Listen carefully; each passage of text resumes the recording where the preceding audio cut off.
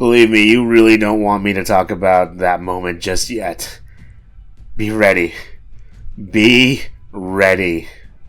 This is Natural 9, Episode 85, coming Critical Role, Episode 85. Last time, Scambo was revived, thankfully, in a pretty interesting situation involving his daughter coming back. Some pranking involving pudding and bondage later. Party then headed to Vasselheim to bury the ashes of Zafine, the wife of Senekir, that guy from the Elemental Plane of Fire, and also paid a visit to an old friend in Earthbreaker Grun, who wants to know all about what Grog has taught him. So it begins, the fated rematch. This time, it's a one-on-one fight between Grun and Grog, with fisticuffs flying. And it is a doozy. They begin by circling each other for a bit, then Grog tries to lay his hits in. And nothing goes through. In fact, it looks like he's pretty amateurish. It's only when Grog gives him the simplest touch with a finger that he overcomes that obstacle. Grun says that a soft touch brings understanding.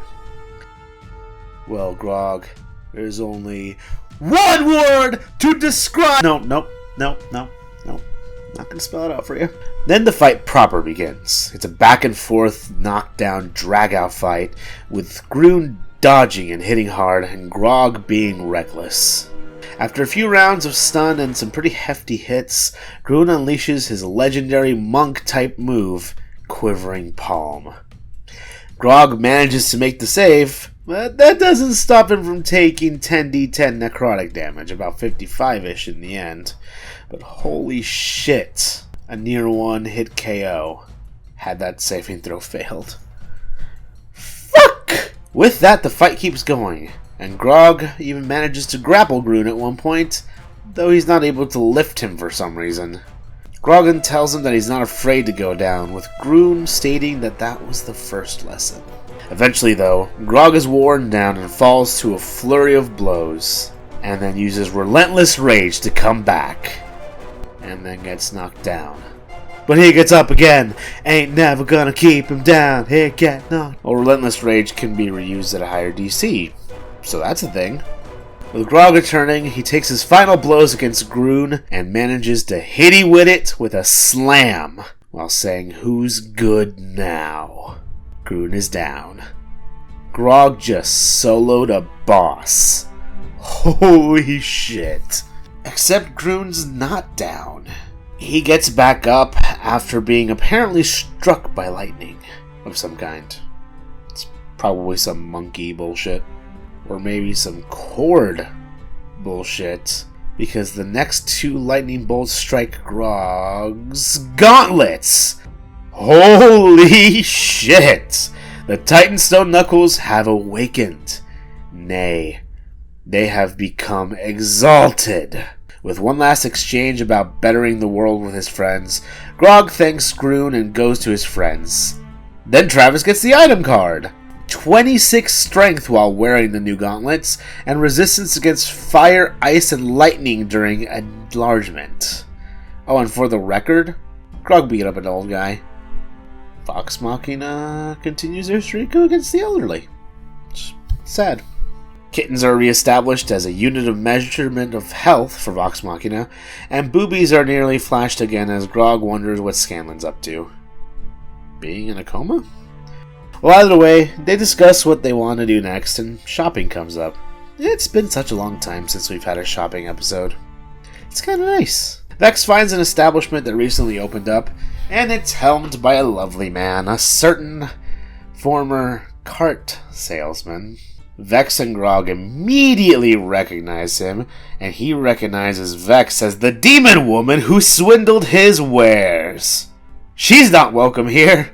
Grog and Vex have a bad time talking to the guy, but ultimately it's Vax's complaining that sets Vex off and allows her to buy his overpriced potions. Grog then asks the vendor's name and gets it. Cedric Gilsman? No, that makes sense. Vex is mostly sad that Cedric has taken advantage of Grog in the past. Vax then considers his options. He wants to take Kiki on a date night to the Velvet Cabaret, but he also knows that he has to go back to the Raven Queen's temple to see if old Queenie is going to cash in on that favor that Vax owes her. Kiki's a little confused, but she seems okay either way. This date will probably take place way far down the line. The party decides to head back to Whitestone and check up on Scanbo. Poor Sam, he's just been sitting around half the episode. Grog asks Percy about brothels in Whitestone, and Sam suggests calling one of them IHOB, the International House of Bosoms. Percy rolls a Percy roll on a history check about booby lounges. It is the single best natural 20 in the show's history. There were a few around, but he doesn't mention any to Grog. They go find Scanlan, who's still out. Kaylee's sleeping, but Grog remedies that, tripping up her chair. And Scanlan stirs, and awakes, and discovers the situation. He feels like Vox Machina is fucking with him. He asks why Kaylee's here, and she says it's to help bring him back.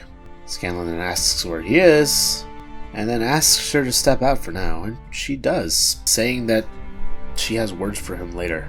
Scanlan then apologizes for having fallen again, then asks who brought Kaylee.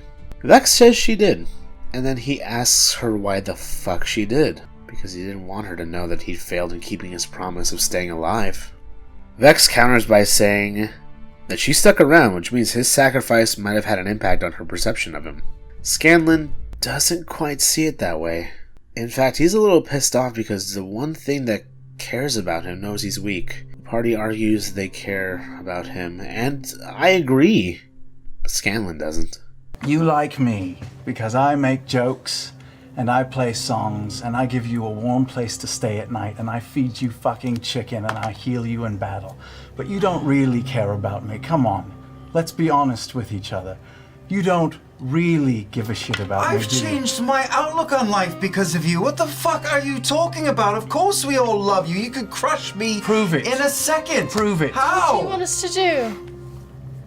We traveled into the fucking nine hells to get Pike a suit of armor. We went and battled a city of vampires so Percy could feel good about his name. We fought Goliaths for Grog. We've traveled across planes of existence so you could fix your fucking daddy issues. But you've never done anything for me. Ever! You've never risked anything. You don't know me. You don't know anything about me. What's my mother's name? What's her name? Easy question. Died in front of me. Killed by a goblin. Biggest part of my life. What's her name? My father. Is he alive or dead? Vex points out that they can't help him if he can't speak up. But Scanlan's convinced. He needs to be with his daughter and be the father he should be. Grog asks his mother's name. Juniper. Vex asks if his dad's alive. He doesn't know. Scanlan continues his rant, self-deprecating and everything. Vax tells him that he's lying to himself, and he knows because he's been that low before. Problem is, Scambo's a really good liar. Kiki momentarily questions their friendship, but Percy confirms there's something a lot worse than friends. Their family. And then he gets his licks in. He knows Scanlan's a shit person for... Nope. Percy knows Scanlan's shit, and that his daughter's shit. Scanlan comes through in a way no one else can, and that maybe she came back because she actually fucking likes him. Percy speaks from experience. Then he storms out, and runs into Kaylee, who stops Percy's attempt to hug her, don't know what that's about, and asks Scanlan if he's coming. Which of course he wouldn't. He's Vox Machina. He's here to stay and be the badass bard he's meant to be. Wait, what's that? He said yes? He's leaving them? But what does that mean? Stop being drunk when I record these.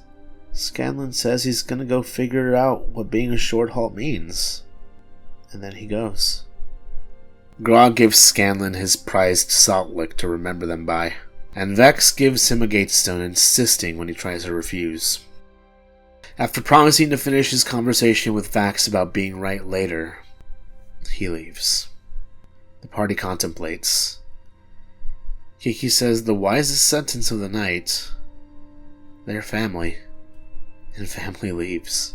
Grog then goes to find Percy, asking if it's cool to have Scanlan tailed, and Percy's torn.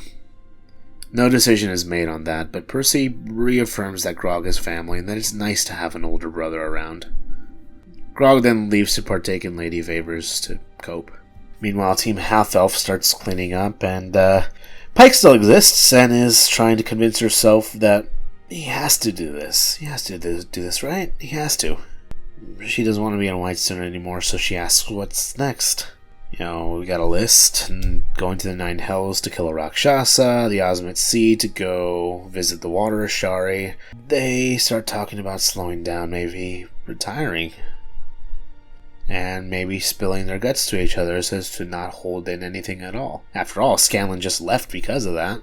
Vax starts spilling all of his obvious secrets, except for the non-obvious one about being scared of what he has to do for the Raven Queen, and then he begs everyone else to do the same. Vex leaves instead, and so does Kiki. And Vax and Pike go get a drink. And so do Vex and Kiki.